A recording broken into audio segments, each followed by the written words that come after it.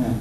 이게 이제 98년도에 제 모습이었는데, 이때 저는 이제 그게 프로젝트 학생인지 뭔지도 모르고 학생들 잠 깨우려고, 그 당시 학생들이 선생님이 딱 이렇게 하면 벌써 다 자잖아요. 그거 경험하셨잖아요. 그죠? 그래서 잠을 깨우려고 시작을 한 거예요. 어떻게 하면 잠을 깨울 수 있을까? 그래서 학생들한테 과제 주면서 뭐 이렇게 해보려고 했어요. 그러다가 학생들한테 선행적으로 했었던 이런 부분들을 이렇게 보여주면서, 이게 이제 오리엔테이션입니다. 어떻게 하는 그런 것을 가르쳐주고, 그 다음에 주제 선정하는 방법. 주제 선정하는 방법도 알려주고, 실질적으로 활동을 그렇게 하게 기회를 주는 겁니다. 학생들이 자기들이 주제를 설정해갖고 한 것을 이렇게 논의해주고, 확인해주고, 네. 자, 이 당시에 제가 교감 선생님한테 한 해 3번 정도는 불려갔습니다. 왜? 애들 왜 남이 이기냐고. 왜 다 돌아다니게 내버려 막 일 편이야 이거예요. 그러면 죄송합니다. 다음부터 이런 일이 없도록 하겠습니다. 다음에 또 하는 겁니다. 2년 동안 계속 그랬더니 저를 그 대강당 우리 학교 210분이에요. 선생님만. 그 당시. 거기서 네 수업을 발표를 하는 거예요. 그래서 했습니다. 2시간 동안 공개 발표를. 그때 진짜 그만큼 전폭적인 비판과 우려를 해주시는 분이 없었습니다. 그렇게 뭐 평가 방법이 어떻고 뭐가 어떻고 뭐가 어떻고 엄청나게 많은 적이 있는데, 그거를 저는 그런 그 지적에 대해서 계속 연구를 하면서 보완하고 수정하고 해서 이제 오늘날 이런 부분들이 되는데요. 자, 일단 학생들 보시면 알겠지만 잠에서 깨웠습니다. 이 당시. 그래서 이제 이렇게 해가지고 그 프로젝트 수행을 하고 이제 이렇게 발표를 하게 되는 거예요. 자, 그 이후 최근 근자에 대해서 이제 이거를 조금 더 요약해서 이제 선생님들에게 도움이 될 수 있도록 이제 말씀해드리면, 주제 선정을 하잖아요. 그때 이제 주제는요 2가지 유형이 있습니다. 폐쇄형과 개방형. 개방형은 뭐냐? 아무것도 안 줘요. 아무것도 안 주고 여러분들이 뭐에 대해서 하고 싶은 거 그대로 한번 해볼 수 있도록 그렇게 하는 겁니다. 이게 개방형 주제. 폐쇄형 주제는 학생들이 이렇게 갈 수 있도록 해줘야 될 거 아니에요. 그러면 처음부터 이렇게 하려고 하면 선생님들이 그 비고스키에 보면 근접발달 이론이라는 게 있는데, 어떤 사람이고 자기가 누가 도움이 주면 해결할 수 있는 그 능력 범위를 넘어가면 안 해요. 좌절합니다. 그래서 폐쇄형 주제를 학생들이 이렇게 할 수 있도록 어느 정도 작은 걸 이렇게 해가지고 만들어 주셔야 돼요. 그런 다음에 수행을 하고, 그런 다음에 이쪽으로 넘어가야 된다. 그래서 이제 이런 부분들이 있다는 거 말씀드리고, 자, 자료 수집도 이렇게 해서 학생들한테 이제 많은 포트폴리오나 이런 자료들을 미리 선행자료로 보여주는 거죠. 그렇게 해서, 그리고 전문가 자문도 구하고요. 그리고 이거예요. 학생들이 토론을 하게 하는 거예요. 주제를 설정할 때 어떤 학생들은 3단 옷걸이 만들기를 하겠다. 어떤 사람은 뭐 철제를 이용한 책꽂이를 만들어보자. 뭐 어떤 사람은 별의별 얘기가 다 나오는 거예요. 서로 토론하는 거죠. 이렇게 되면 아이디어가 나오면 아이디어를 제거도 하고 결합도 하고 이런 과정, 이것이 바로 이제 창의적인 그런 기회를 주는 겁니다. 자꾸. 그래서 이제 이렇게 주제가 만들어지고, 아까 말씀드렸듯이 요거는 프로젝트 학습은 뭐냐? 학습이에요. 얼마나 제품을 잘 만드느냐, 이것도 굉장히 중요할 수도 있지만 더 중요한 것은 이걸 통해서 어떤 능력을 키워주려고 하느냐. 주제 선정 활동을 통해서 이렇게 창의성과 문제개념, 의사소통 능력을 자꾸 키워주려고 기획이 돼야 된다는 겁니다. 그리고 이제 이거에 의해서 이제 주제가 선정되면 계획이 수립이 되겠죠. 계획이. 계획을 수립할 때는 이렇게 논의를 하고 스케치도 하고 이런 것도 이렇게 하고요. 이걸 다 자기네들이 해야 돼요. 지금 선생님들이 아마 기존 실습 방법은 어땠습니까?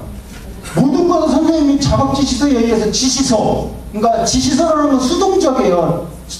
능동적인 것이 아니죠. 누가 주면 그 놈을 수행할 수 있는 사람이지만 이거는 자기가 계획을 수립하는 거예요. 능동적으로. 그러면 이런 거를 다 그려내고 자기네들이 한번 이렇게 해서 기술 검토기도 하고 그리고 구상화도 해보고 재료 선정도 다 해보는 겁니다. 자, 이렇게. 그리고 기계 이런 것도 해당되는 그런 장비를 다 선정을 하는 거예요. 그러면서 이걸 통해서 학생들은 이런 능력을 키워주려고 하는 겁니다. 이때가 이제 교사의 지도가 가장 많이 필요한 때가 여기예요. 여기가. 아마 선생님들 여기서 굉장히 어려움이 많이 봉착했을 거예요. 이게 가장 많은 도움이 필요할 때가 여기입니다. 이때 선생님이 이제 여기서 힘들다고 선생님이 무너지시면 같이 무너지는 거예요. 안 되시는 거죠. 그래서 선생님들은 이 부분을 서로 자꾸 이제 집단지성, 서로 이렇게 논의하고 하는 팀 워크가 굉장히 중요하다고 저는 생각을 합니다. 자, 이 프로젝트를 이제 직접 수행을 하는데 중요한 게 이거예요.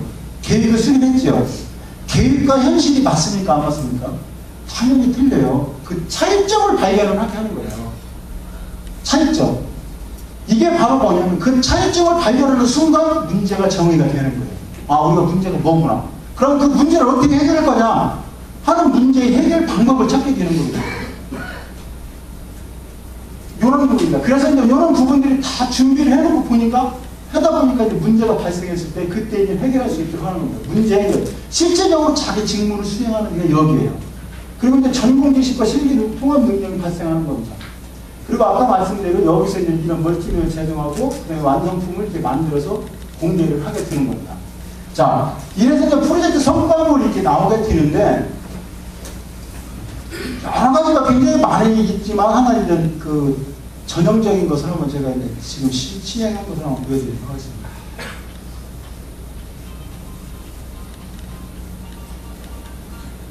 이거 안 나오게 싸우는 거예요?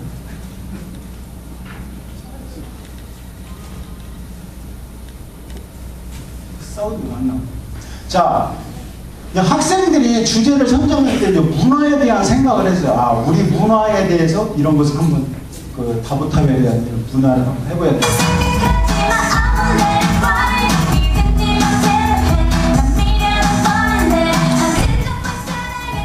그러니까 지금 이게 뭐냐면 프로젝트를 다 수행을 한 다음에 이걸 최종적으로 프레젠테이션 자료로 만들어 놓는다는 겁니다. 이 학생들은 이것을 계속 갖고 있는 거예요. 실기도 갖고 있고 파일을 이렇게 갖고 있으면서 포트폴리오와 이런 작품은 이제 어쩔 수 있겠죠. 왜? 보관할 수가 없으니까. 하시다 보면 많은 작품들이 나오는 걸 어디에 다 보관합니까? 대표적인 샘플만 하나 정도 이제 보관을 하겠지만 그러나 이런 부분들은 어떻게 되겠습니까? 그게 남는 거예요.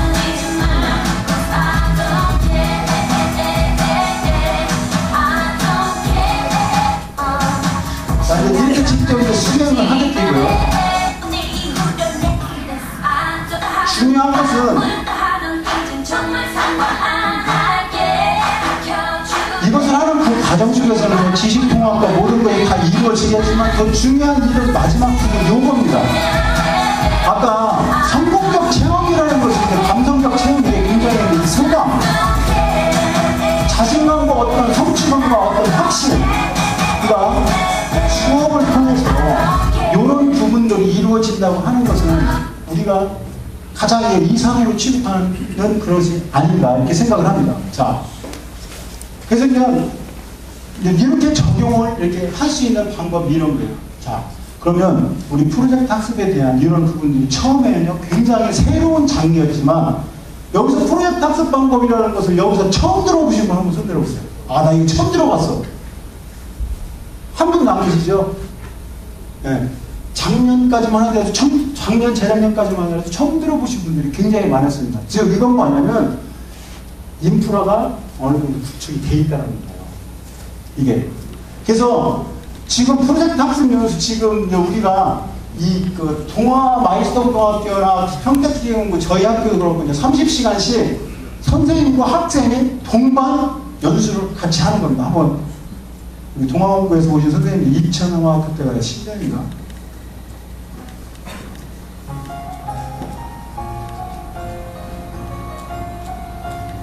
아, 이제 10년이에요.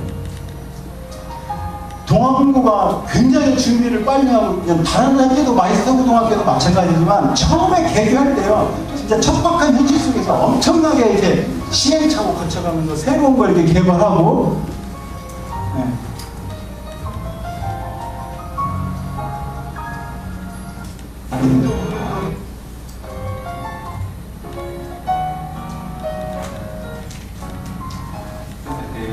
네, 이 선생님이 이제 그 프로젝트 학습법에서 아마 연구대회 해가지고 아마 해외도 갔다 오신 걸로 알고 있어요. 그때 이제 연수를 이렇게 같이 하면서, 예. 다가오는 그 마이스터 아이디어에 대해서 프로젝트 수업을 어떤 식으로 준비를 해야 되고, 그거에 대한 아웃풋을 관리를 어떻게 해야 되는지 참 좋은 경험이 되는 것 같습니다. 예. 이렇게 프로젝트 학습에 대해서 연수를 지속적으로 했습니다. 그 직접 가서 이렇게 같이 이렇게 참여도 하고, 그리고 그래서 이제 동아마이스터고등학교는 올해 프로젝트 기반 수업, 그러니까 10년, 11년, 12년, 올해 이렇게 3년 하면서 업적을 나타내기 시작하고 학생들이 이런 부분들을 통해서 이런 전시를 갖고 선생님들께 같이 공유를 했죠. 지난번에 추진 점검일 때. 네. 그리고 이거 전국기획연구인데 프로젝트 전시, 산업체인사도 부르고 학부모들도 모시고 유관기관 다 모셔서 공유를 하는 거예요. 발표도 하고, 네. 부스도 만들어서 이렇게 함으로써 마이스터고등학교는 지금 서로 이런 부분들을 어느 학교가 어떤 것을 하고 있다는 네트워크, 이런 부분들을 분명히 갖고 있습니다. 지금 이게 바로 굉장히 큰 인프라라는 거죠. 자, 서울대학교 지금 진흥원에서 저기 그 연구를 이렇게 하는 그런 과정에서 서울대학교 연수에서 수도전기 공부를 아마 거의 다 받으신 걸로 알고 있어요. 거의. 수원 하이테크, 경북기하고 광주 자동화 설비고 외 15개국 이상의 연수를 다 30시간씩 이렇게 해가지고 그 부분에 대한, 즉 이 부분의 저변 확대를 굉장히 많이 했다는 거죠. 한국직업능력개발원에서 지금 프로젝트 학습 사례 작년에 개발해서 지금 특성화고까지 갔는데, 특성화고에서 이 벤치마킹을 굉장히 효과적으로 하고 있습니다. 다른 학교에서 이렇게 공유가 되고요. 오늘 하는 것이 바로 이거죠. 이거죠, 이거. 네. 그리고 이제 교과서도 이제 개발이 됐습니다. 저희 학교도 이제 제가 직접 그 집필을 했고, 수원 하이테크도 이제 집필을 제가 했는데, 평택기계공고는 이제 다른 분이 이제 집필을 했습니다. 그러니까 교과서를 개발해서 이제 활용할 수 있는 그런 수준이 된 거예요. 즉, 이 인프라는 거죠. 저변이 이제 그만큼 이제 그 확대가 됐다는 거죠. 자, 그래서 이것이 저변으로 확대되고 하는 그런 것이 중요하지 않다는 거죠. 그거보다도 더 이제 중요한 거는 구슬이 서말이라도 꿰야 보배라는 거죠. 네. 지금 이런 탄력이나 이런 이 부분이 이런 분위기 속에서 우리가 있는 학교에서 어떻게 자생력, 즉 실력이에요. 자생력은 별거 없습니다. 학생들이 실력이 있다는 것을 산업체계 인식해서 우수 학생들한테 처우나 이런 것을 좋게 해서 받아들이면 출력이 확실하면이죠. 인풋은 저절로 되는 것이 되는 겁니다. 그래서 계속 선순환적 구조를 만들어 가는, 이게 굉장히 중요하다는 거예요. 그래서 이 부분을 하기 위해서는 어떻게 해야 되냐. 이제 앞으로는 그냥 프로젝트에서 제품 만들어내는 그것이 아니라 조금 더 구조적으로 스팀 기반 지식 축적을 할 수 있도록 해야 된다. 창의적 문제 해결 능력을 강화할 수 있도록 해야 된다. 감정적 체험, 과제 매력도를 제고했는데 제가 이 부분에 대해서 간단히 말씀드리겠습니다. 자, 스팀 기반 지식 축적이라는 게 뭐냐면요. 이제 그냥 프로젝트에서 야 한번 이렇게 해보자. 이제 이 수준은 인프라가 이렇게 구축된 상태에서는 이렇게 해보자 이게 아니라 좀 조직적이고 체계적으로 접근을 하는 것입니다. 그래야 이것이 학교 내에 지식으로 축적될 수 있는 거죠. 그게 역량으로 축적이 되는 겁니다. 자, 예를 들어서 자기 부상 열차를 한다. 그러면 지식 분석을 이렇게 할 수가 있겠죠. 이것도 선생님이 혼자 하시는 게 아니라 학생들하고 같이 할 수 있는 거예요. 그럼 뭐가 들어가는지 이런 내용들이 쭉 분석이 되겠죠. 그러면 이걸 이제 스팀 기반 부상 열차를 한다면 학부교육반 내용 수준을 분석을 한 예시를 한번 보면요.